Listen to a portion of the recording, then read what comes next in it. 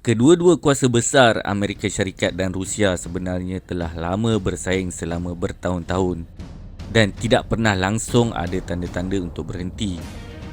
Kedua-dua pihak telah berlumba di dalam semua aspek diplomasi antarabangsa, geopolitik dan juga lain-lain, tetapi tidak pernah berlaku secara langsung akan konflik ketenteraan secara berdepan. Kedua-dua negara ini sebenarnya telah pun bertempur secara rahsia di Kosovo, Asia Tengah, Georgia, Syria dan di tempat-tempat lain di dalam bentuk perang proksi. Tetapi mereka sentiasa berhati-hati untuk mengelakkan konflik ketenteraan secara langsung. Sebenarnya, cara ini telah lama berterusan semenjak era Soviet dan negara-negara lain di dunia telah lama dan sudah pun terbiasa dengannya.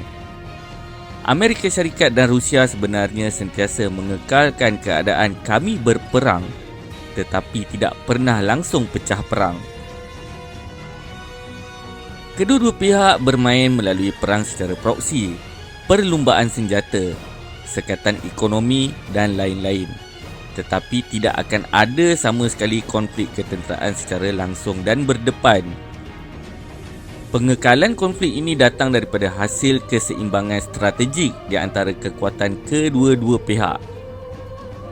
Menurut data-data terkini yang dikeluarkan oleh Tabung Kewangan Antarabangsa, jumlah KDNK Amerika Syarikat adalah setinggi 22.94 trilion dolar Amerika Syarikat, manakala jumlah KDNK Rusia pula adalah kira-kira 1.65 trilion dolar Amerika Syarikat.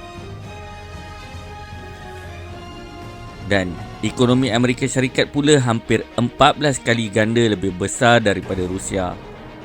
Persaingan ketenteraan kedua-dua negara dan perbelanjaan ketenteraan tahunan Amerika Syarikat telah dikekalkan pada kira-kira 8 hingga 10 kali ganda berbanding Rusia untuk satu jangka masa yang agak lama. Amerika Syarikat pula mempunyai lebih banyak aliran tunai untuk penyelenggaraan dan juga penggantian senjata. Rusia kini kelihatan seolah telah jauh ketinggalan di belakang Amerika Syarikat daripada segi senjata konvensional. Terdapat 11 buah kapal pengangkut pesawat berkuasa nuklear yang aktif daripada kelas 100,000 tan, kecuali model Ford yang masih belum nampak membentuk keberkesanan di dalam pertempuran.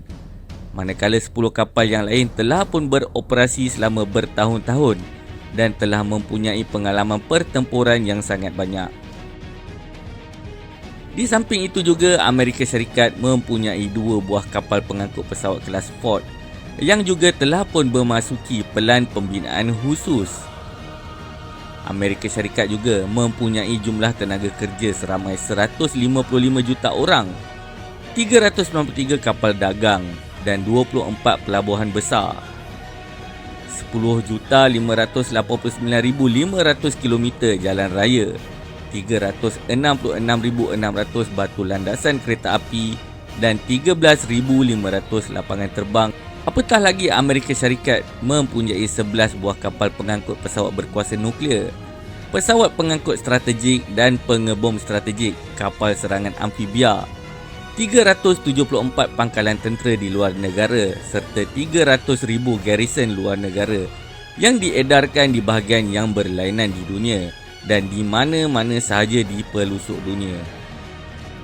Manakala Rusia pula sebaliknya, Rusia hanya mempunyai jumlah tenaga kerja kira-kira 75.68 juta orang, 1,143 buah kapal dagang, 982,000 km jalan raya, 87,100 km landasan kereta api dan 1,218 lapangan terbang untuk pengangkutan udara.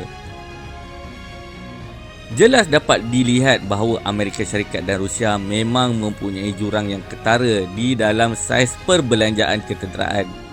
Juga mempunyai jurang yang besar di dalam senjata dan peralatan, saiz tentera juga bekalan logistik.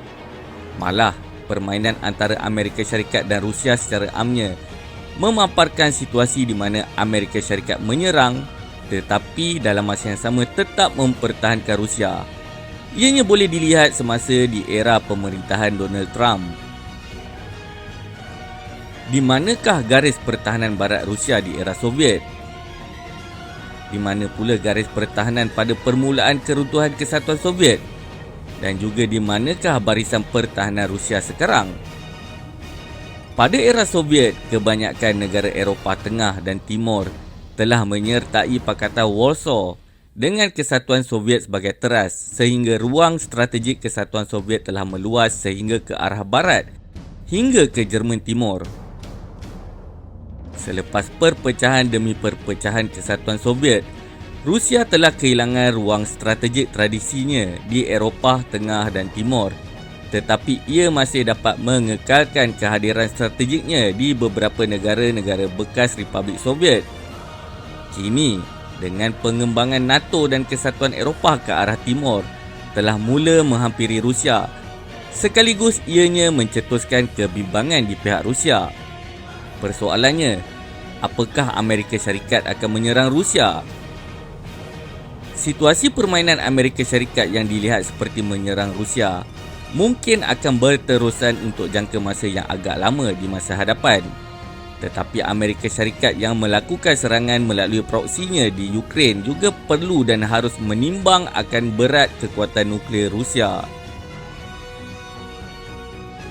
Pada bulan Mac 2017, Amerika Syarikat Bulletin of the Atomic Scientist telah melaporkan tentang kuasa nuklear Rusia.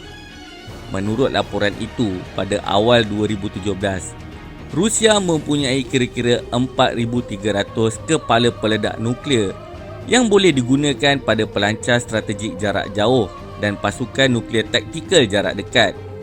Daripada jumlah ini, kira-kira 1,950 kepala peledak nuklear strategik telah dikerahkan di pangkalan peluru berpandu dan pengebom. 500 lagi kepala peledak nuklear strategik dan kira-kira 1,850 kepala peledak nuklear bukan strategik telah disimpan terus di dalam senjata nuklear. Sebagai tambahan kepada beberapa kepala peledak nuklear di dalam simpanan tentera Rusia untuk bertempur pula, terdapat kira-kira 2,700 kepala peledak nuklear yang telah disorokkan dan sedang menunggu pembongkaran. Itu pun jika Putin berjaya disingkirkan, sama seperti apa yang Amerika Syarikat gunakan propaganda ini semasa menggulingkan Saddam Hussein. Ini telah memberikan Rusia sejumlah kira-kira 7,000 kepala peledak nuklear. Sebenarnya, senjata nuklear terbesar di dunia bukanlah milik Amerika Syarikat, akan tetapi ianya dimiliki oleh Rusia. Tenaga nuklear Rusia cukup untuk menghantar seluruh dunia kembali ke zaman prasejarah. Rusia mempunyai keupayaan serangan nuklear seperti peluru berpandu balistik di antara benua berasaskan darat, peluru berpandu balistik yang dilancarkan daripada kapal selam dan juga pesawat pengebom strategik. Pada masa ini, hanya Amerika Syarikat, China dan juga Rusia yang mempunyai keupayaan serangan nuklear secara besar-besaran.